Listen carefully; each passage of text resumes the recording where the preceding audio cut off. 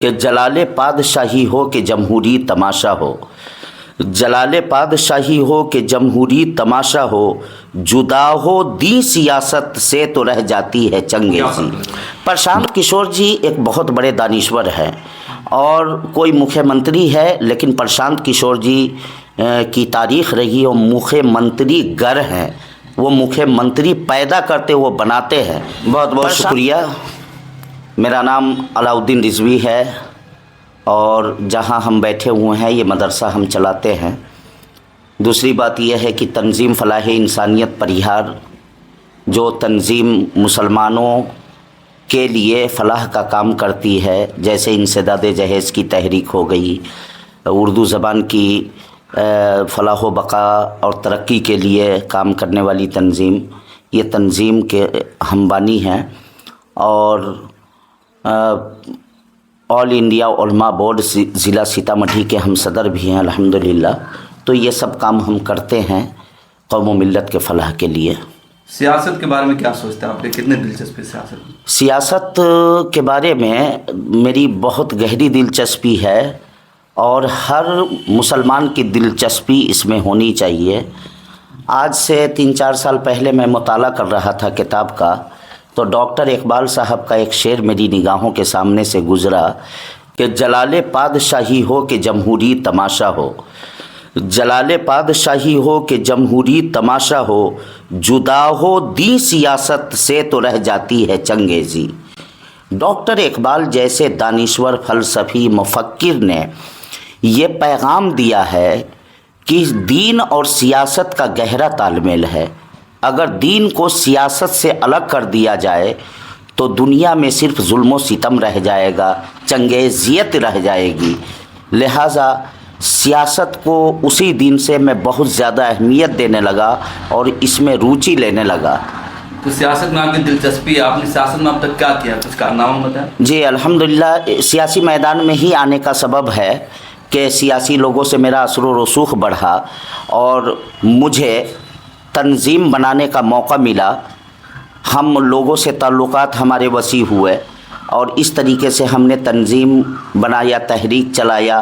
और मैदान सियासत की ही देन है कि जब उर्दू की लाज़मियत को बिहार सरकार ने ख़त्म किया था तो उस वक्त हमने ज़िले सतह पर उर्दू को दोबारा बहाल के लिए सरकारी स्कूलों में, ख़ास करके हाई स्कूलों में दोबारा उसकी बहाली के लिए हमने जिद्दोजहद किया था। ये मैदान सियासत की ही देन है। हमने इंसदाद जहेज़ की तहरीक चलाया, ये मैदान सियासत में ही कोशिश करने का नतीजा है।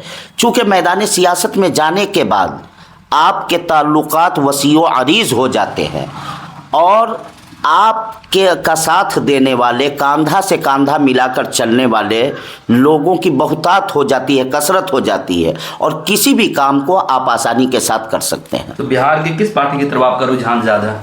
बिहार में असल में मैं कांग्रेस पार्टी का जनरल सेक्रेटरी हुआ करता था ज़िला सीतामढ़ी का, लेकिन कुछ मामलात को लेकर के मुझे वहाँ सुकून नहीं मिला। उसके मौक़िफ़ जो हैं, उसके जो उसूल व ज़ाब्ते हैं, वो उससे मैं अपने आप को नहीं मिलाप कर सका, जिसकी वजह से मैंने वहाँ से इस्तीफ़ा दिया और अभी फ़िल वक्त हमारा किसी भी पार्टी से का मैं मेंबरशिप नहीं लिए हुआ हूँ। तो फिर आपकी सियासत फिर अधूरी हुई जब कहीं से है ही नहीं आप तो? जी, तो मेरी सियासत, मैं अपना पहले बेस बना रहा हूँ। अगर हम किसी पार्टी में चले जाते हैं तो पार्टी के हालात ऐसे हैं कि पार्टी वाले के दायरे में रह करके ही आपको बात करना है। अगर पार्टी गलत काम कर रही है, अगर आप उसके ख़िलाफ़ आवाज़ उठाते, जैसे कांग्रेस पार्टी में हुआ कि कांग्रेस पार्टी का मौक़िफ़ हमको अच्छा नहीं लगा कुछ, तो मैंने उसके लिए अपना मशवरा पेश किया, तो हमें उन लोगों ने जो है मतलब दुश्मन की निगाह से जो है देखना शुरू कर दिया और इस तरीके से हमको पार्टी से इस्तीफ़ा देना पड़ा। तो पार्टी में अगर आप चले जाते हैं, और आज जो सियासी पार्टियां हैं, ख़ास करके हिंदुस्तान में जो सेकुलर पार्टी कहला रही है, जैसे कांग्रेस है, आरजेडी है, वगैरह वगैरह ये पार्टियां हैं, तो आप नज़र उठा करके देखिए कि मुसलमानों को का वोट इन्हें चाहिए सिर्फ़, और मुसलमानों को सियासी फ़ायदे की बात जब मुसलमानों की होती है तो ये लोग कोसों दूर तक नज़र नहीं आते हैं। आप देखिए बिहार में मुसलमानों की सियासी शराकत कितनी है। आरजेडी और कांग्रेस ने बड़े बड़े मुस्लिम लीडरों को दफन कर दिया, जैसे डॉक्टर शकील अहमद हो गए, जिन्होंने कांग्रेस को दरभंगा मधुबनी इलाके में ओजे सुरैया पर पहुंचाया था। लेकिन कहाँ गए डॉक्टर शकील साहब? ये अब्दुल बारी सिद्दीकी साहब हो गए। आरजेडी के लिए उन्होंने अपना तन मन धन सब कुछ कुर्बान कर दिया, लेकिन अब्दुल बारी सिद्दीकी साहब कहाँ गए? और जैसे शहाबुद्दीन साहब हो गए, शहाबुद्दीन साहब ने आरजेडी के खातिर, आरजेडी के फलाह और बका के लिए, लालू एंड कंपनी के फलाह के लिए उन्होंने बहुत बड़ी कुर्बानी पूरी ज़िंदगी पेश किया। लेकिन उनके मरने के बाद आज उनके बाल बच्चे सियासी मदद के लिए तड़प रहे हैं, बिलख रहे हैं, लेकिन उनके आंख का आंसू पोंछने वाला कोई नहीं है। मेरे कहने का मतलब है, आपने जो फरमाया बहुत सही है कि आपकी सियासत अधूरी रह गई। जी, मैं सियासी पार्टी में दाखिल हुआ था, लेकिन हमने जब ये देखा, उसकी बारीकियों पर गौर किया, तो मुझे ऐसा लगा कि जब खिदमत ही करना है इस मैदान में, तो बगैर किसी पार्टी के गुलामी का पट्टा अपने गले में डाले हुए ही खिदमत किया जा सकता है।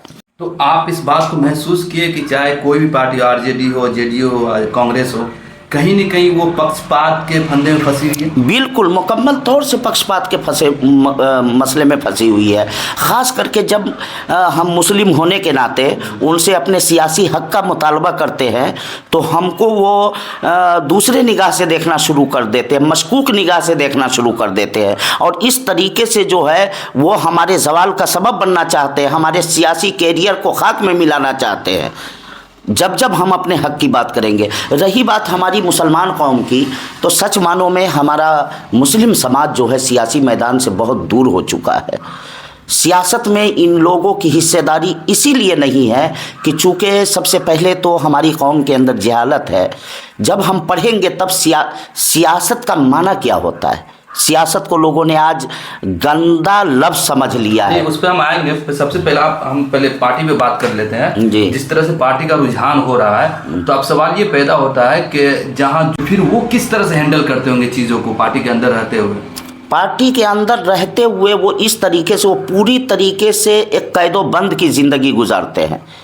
मैं मुस्लिम जो मिनिस्टर हजरात हैं, उन लोगों के ऑफिस में आना जाना हुआ, उन लोगों के करीब, उन लोगों के मजलिस में बैठना हुआ।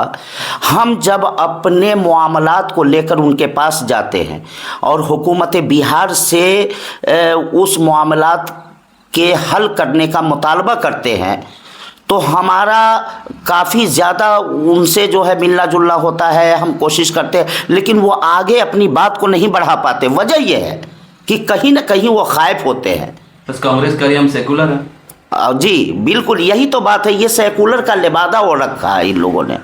ये लोग मुसलमानों के जब हक की बात होती है, जैसे कांग्रेस पार्टी ने शेचर कमेटी की रिपोर्ट जो आई, कांग्रेस पार्टी ने उसकी तहकीक करवाया, कमेटी मुंतखब करके, कमेटी बनाकर, लेकिन जैसे ही मुसलमानों को फ़ायदा देने की बात आई, मुसलमानों ने मुतालबा किया कि जब हम तालीमी, इक़्तिसादी, सियासी हर मैदान में पिछड़े हुए हैं, तो हमें, आपको तो हम अपना मसीहा मानते हैं, आपकी छत्र छाया में पूरे भारत का मुसलमान ज़िंदगी गुजारा है, आप हमें फ़ायदा पहुँचाइए, उन सब शोबेजात में हमें फ़ायदा दीजिए।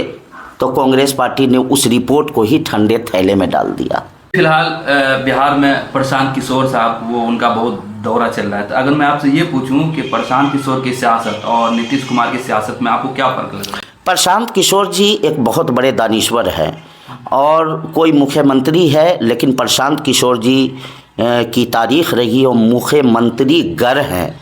वो मुख्यमंत्री पैदा करते, वो बनाते हैं।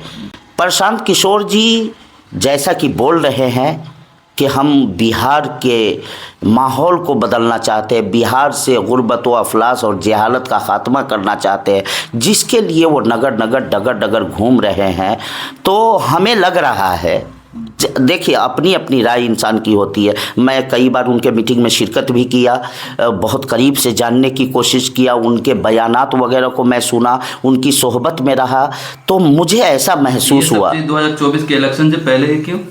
इसलिए कि देखिए 2024, वो तो 15 महीना से फील्ड में है, कब हर मतलब देखिए हर जैसे 2019 में चुनाव हुआ, अब 2024 में होने जा रहा है, तो 2025 में भी कोई काम करेगा तो कहेगा कि 2029 के इलेक्शन की तैयारी, ये कोई मामला नहीं हुआ। उनको जब पूरे वसाइल वगैरह की फरावानी हो गई और जब उनको लगा होगा ऐसा कि मैं किसी भी इतनी बड़ी तहरीक वो चला रहे हैं तो उसके लिए इंतजामात भी तो होंगे, उन्होंने इंतजामात वगैरह करने के बाद करेंगे वो ठहरेंगे क्या? वो तो कभी इधर जाते कभी उधर जाते। जी नहीं, वो कभी किधर भी नहीं गए हैं।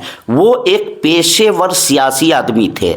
वो अपने अक्ल और फिक्र से जो है सामने वाले से बातचीत करते कि आप मेरे लिए काम कर दीजिए। उनका पैकेज होता था कि भाई हम इतना लेंगे आपके लिए काम। वो बीजेपी, आरजेडी, जदयू या ममता बनर्जी की पार्टी के मेंबर नहीं रहे। जैसे कि थोड़ी देर पहले मैंने अर्ज़ किया कि भाई पार्टी का मेंबर होना और है और पार्टी के लिए काम करना, उसको बुलंदी पर पहुंचाने के लिए उसकी जो बारीकियां हैं, उसके लिए जो मुआद है वो फराहम करना, इसमें फ़र्क होता है। तो उन्होंने वही काम किया। उनका ताल्लुक़ किसी पार्टी उर्टी से नहीं था।